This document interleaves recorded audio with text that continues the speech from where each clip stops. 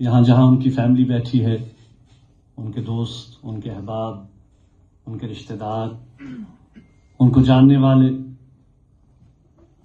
وہاں وہ لوگ بھی بیٹھے ہیں کہ جنہیں شاید ہی کبھی ان سے ملاقات ہوئی ہوگی، لیکن انہوں نے ان کے بارے میں سنا، اور جب سنا تو بہت اچھا سنا.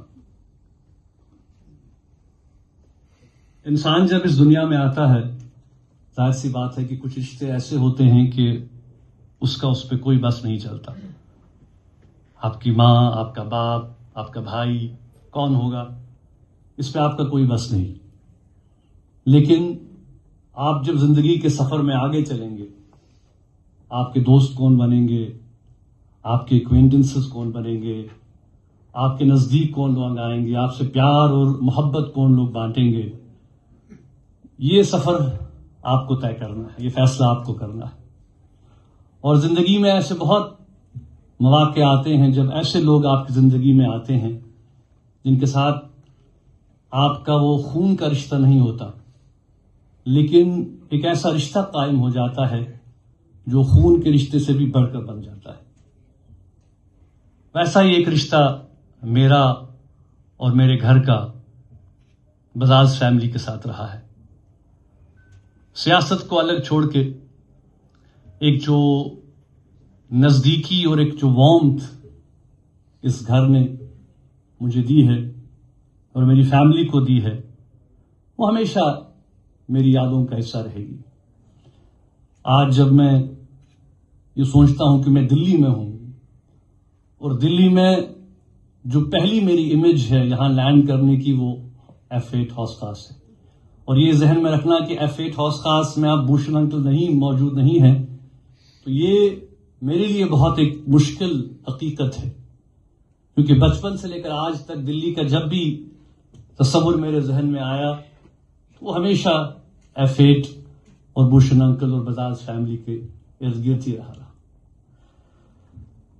پچھلے کچھ دنوں میں جب میں ان یادوں کو ٹٹول رہا تھا جو یادیں F8 کے ساتھ اور اس گھر کے ساتھ وابستہ ہیں، تو میں نے کچھ لکھا اور میں چاہتا ہوں کہ میں آپ کے سامنے اس کو پڑھوں، اور میرے جو جذبات اور میرے جو احساسات ہیں وہ صرف میری ہی نہیں بلکہ تمام میرے فیملی ممبرز ان جذبات اور ان احساسات کے ساتھ بالکل متفق ہیں. اور آج بھوشن انکل اور پمچو کالہن، جسے ہم پیار سے پمچو کہتے ہیں، گمبیرا آنٹی، اور خاص کر ہمارے ایک اور بھائی جو تھے پوشو، جو کہ اب ہمارے ساتھ نہیں ہیں، بہت ٹریجک انسیڈنٹس میں وہ ہم سے چھین لیے گئے. تو پورا بچپن جو میرا ان لوگوں کے ساتھ گزرا اور پوری جوانی بھی اس دور میں چلی گئی، تو یہ کچھ ایسی یادیں ہیں جو میں سمیٹنے کی کوشش کر رہا ہوں، تو میں امید رکھتا ہوں کہ آپ سنیں گے. There are some people who do not merely pass through our lives.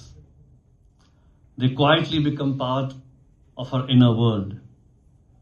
Pandit Bhushan Bazaz, who left us on January 12th, was one such person to me. To the public, he was a respected Kashmiri Pandit, intellectual, and son of the highly regarded political thinker and writer Premnath Bazaz. But to me, he was simply Bhushan uncle, a gentle elder, a moral compass, and a cherished presence whose warmth shaped my growing years in ways I only fully understood much later. He passed away in New Delhi earlier this week at the age of 91. His absence leaves behind not just a personal loss for me and my family, but also a deeper moral silence in Kashmir, a silence that feels heavier at a time when voices of conscience are becoming increasingly rare. My relationship with Bhushan uncle began in childhood through his enduring friendship with my late father, Mirwaiz Muhammad Farooq. During my father's visits to Delhi in the 1980s, their home became our second home. This home had a name, Gash Agur, which in Kashmiri means source of light, the name given by Pandit Bazaz. And in many ways, it truly lived up to its name.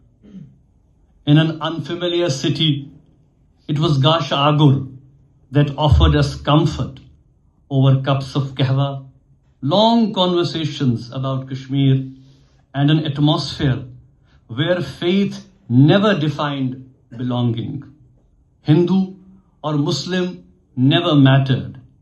What mattered was affection, respect, and an unspoken sense of home. It was this family that my mother trusted when, after the death of my father, my elder sister, who is present here, went to New Delhi for her education. A trust that only families place in families. Gash Agur was not just an address, it was a place of reassurance, of love, of familial care. When my father was assassinated in 1990 and I was suddenly pushed into public life at the age of 17, it was Bhushan Bazaz who became one of my earliest emotional anchors. In the middle of grief and confusion, his regular phone calls, letters and meetings offered reassurance and direction. He would often remind me that my father's greatest legacy was not aggression, but restraint, not confrontation, but dialogue, not despair, but hope. In many ways, he became a fatherly presence at a time when I most needed one. Those were the years when Kashmiri Pandits had to face displacement, a tragedy that tore apart a social fabric built over centuries. Yet Bhushan Bazaz never allowed bitterness to define his thinking. He would say, quietly but firmly, that Kashmir's plural soul was wounded, not lost, and that it would one day find its way back to itself. After I became Mirwaiz, during my visits to Delhi, I stayed in their home at a time when communal divides had widened, and a few advised me against it. But my heart knew where it belonged, to that home